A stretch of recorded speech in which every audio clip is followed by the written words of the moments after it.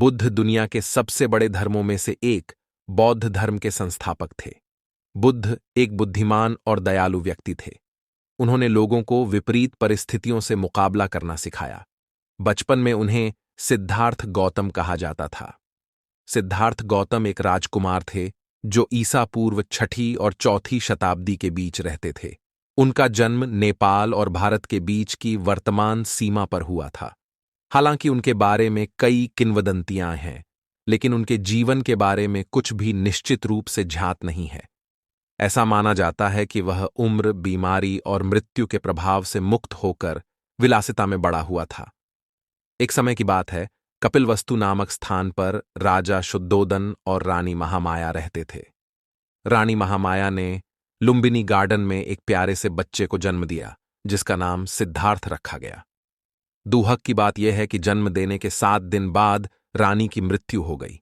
जब सिद्धार्थ बड़े हुए तो काला देवला नाम के एक बुद्धिमान व्यक्ति ने राजा को सूचित किया कि वह ऐसी चीजें देखेंगे जो उन्हें दुखी कर देंगी और उन्हें जंगल में भागने के लिए प्रेरित करेंगी। परिणामस्वरूप राजा ने सिद्धार्थ को कभी भी शाही दीवारों से बाहर नहीं जाने दिया। सिद्धार्थ एक प्रतिभाशाली और हंसमुख युवक था जो दयालु और देखभाल करने वाला था। एक दिन सिद्धार्थ और उनके चचेरे भाई देवदत्त पैदल जा रहे थे। देवदत्त ने एक हंस को देखा और उसे वहीं मार गिराया। जब सिद्धार्थ ने घायल पक्षी को देखा तो वह घबरा गए। उसने अपने शरीर से तीर निकाला और घाव पर कुछ जड़ी बूटियां लगाईं। देवदत्त पक्षी चाहता था क्योंकि उसने उसे गोली मार दी थी, लेकिन सिद्धार्थ ने मना कर दिया। परिणामस्वरूप वे अदालत चले गए। दरबार में बुद्धिमान व्यक्ति ने कहा कि हंस उसका है जिसने उसे बचाया, उसका नहीं जिसने उसकी जान लेने का प्रयास किया। राजकुमार परिपक्व होकर एक युवा व्यक्ति बन गया। राजा शुद्धोदन ने उनकी शादी प्यारी राजकुमारी यशोधरा से कर दी। राजा ने सोचा कि जब सिद्धार्थ का विवाह होगा तो वह कभी अपना घर नहीं छोड़ेंगे। दूसरी ओर सिद्धार्थ को महल में असंतोष महसूस हुआ। चलो महल के बाहर घूमने चलते हैं। उन्होंने एक दिन अपने नौकर चन्ना से आग्रह किया। रास्ते में राजकुमार को एक बुजुर्ग व्यक्ति मिला जो झुका हुआ था। राजकुमार का पहले कभी किसी बुजुर्ग व्यक्ति से सामना नहीं हुआ था। उन्होंने कहा, वह क्या है चन्ना? यह एक बुजुर्ग सज्जन है, चन्ना ने कहा। एक दिन राजकुमार, हम सभी बुजुर्ग होंगे। राजकुमार व्याकुल होकर अपने महल में लौट आया। कुछ दिनों बाद सिद्धार्थ फिर बाहर चले गए। इस बार उनका सामना एक बीमार व्यक्ति से हुआ जो पीड़ा से कराह रहा था। वह आदमी क्यों रो रहा है? सिद्धार्थ को आश्चर्य हुआ। उसने पहले कभी किसी बीमार व्यक्ति को नहीं देखा। चन्ना ने जवाब दिया, वह अस्वस्थ हैं और गंभीर दर्द के कारण कराह रहे हैं। सिद्धार्थ दुखी होकर महल लौट आए। अगली बार जब सिद्धार्थ बाहर निकले तो उन्होंने देखा कि लोगों का एक समूह एक शव को घसीट रहा है। एक दिन हम सब मर जाएंगे।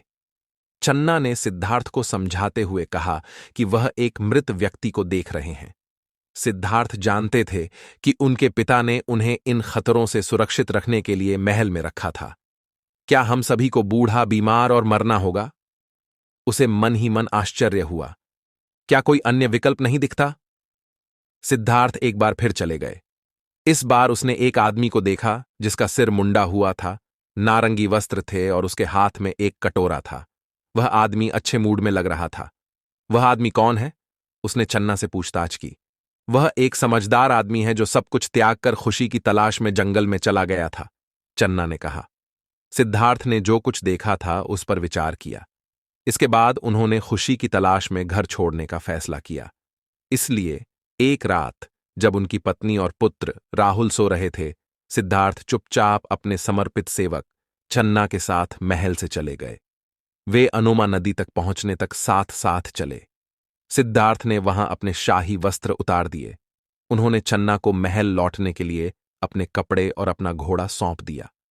फिर उसने नारंगी रंग का वस्त्र पहना, अपने लंबे बाल मुंडवाए और एक कटोरा पकड़कर बाहर चला गया। क्या आप खुशी का रास्ता जानते हैं? सिद्धार्थ ने मिलने वाले प्रत्येक व्यक्ति से पूछताछ की। हालांकि कोई भी उसे बता नहीं सका। अंत में वह एक बोधि वृक्ष के नीचे बैठ गए और समस्या को स्वयं हल करने का प्रयास किया। उन्होंने ध्यान करना शुरू कर दिया। कई दिनों के बाद उनकी यात्रा खत्म हुई। लोग उन्हें गौतम बुद्ध के रूप में संदर्भित करने लगे, क्योंकि वह एक ज्ञानी व्यक्ति के रूप में परिपक्व हो गए थे। बुद्ध सभी जानवरों का पालन पोषण करते थे और उनके साथ दयालुता का व्यवहार करते थे। उनके ईर्ष्यालु चचेरे भाई देवदत्त ने एक बार बुद्ध पर हमला करने के लिए जंगली हाथियों को भेजा। दूसरी ओर हाथियों ने बुद्ध को देखते ही उनके सामने घुटने टेक दी। गौतम बुद्ध के बड़ी संख्या में अनुयायी थे। वह एक स्थान से दूसरे स्थान पर जाते रहे और जो कुछ उन्होंने सीखा था उसे दूसरों के साथ साझा किया। उनके शिष्य संघ समूहों में विभाजित थे। उन्होंने इस बात की वकालत की कि जो कुछ भी उसके पास है उससे संतुष्ट रहकर और सभी प्राणियों के साथ दयालुता का व्यवहार करके आनंद प्राप्त किया जा सकता है। जब बुद्ध कपिलवस्तु लौटे तो उनके पिता, पत्नी और पुत्र के साथ साथ कई अन्य लोगों ने उनका स्वागत किया। आनंद, उनके रिश्तेदारों में से एक, बुद्ध के समर्पित अनुयायी बन गए और उनके बड़े होने पर उनकी देखभाल करने लगे। बुद्ध अगले 45 वर्षों तक उपदेश देते रहे। उस समय वह पहले से ही 80 वर्ष के थे। अंत में कुशिनारा में वह साल पेड़ों के नीचे लेट गए और अपनी आखिरी सांस छोड़ी। बुद्ध ने टिप्पणी की, इस दुनिया में नश्वर लोगों का अस्तित्व परेशानी भरा, क्षणभंगुर और पीड़ा से युक्त है, क्योंकि जो लोग पैदा हुए हैं उनके लिए मरने से बचने का कोई रास्ता नहीं है। मृत्यु प्रत्येक जीवित प्राणी के लिए उम्र के साथ आती है। बुद्धि, दया, धैर्य, उदारता और करुणा उन मूल्यों में से थे जिन पर उन्होंने जोर दिया। सभी बौद्ध 5 नैतिक आज्ञाओं से बंधे हैं जो निषेध करते हैं जीवित चीजों की जान लेना। दोस्तों, आपको कहानी सुनकर कैसे लगा है कमेंट करके बताएं और चैनल को सब्सक्राइब जरूर करें। धन्यवाद।